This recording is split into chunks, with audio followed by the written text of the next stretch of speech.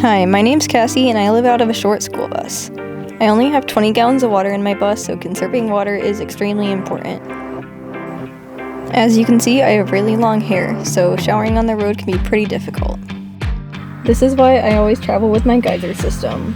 With less than 1 gallon of water, I'm able to fully wash my body and my long hair with just a sponge. To wash my hair, I adjust the valve to a 45-degree angle for the perfect water pressure.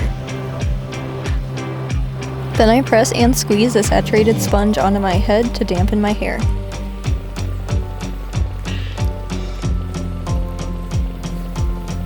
Then I'll use eco-friendly soap to shampoo my hair as usual.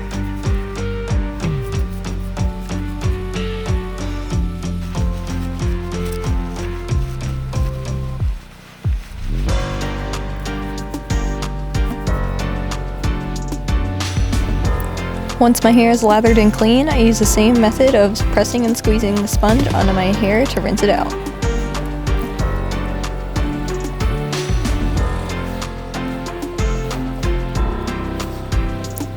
If you have thick hair like me, you can disconnect the sponge for better water pressure for rinsing.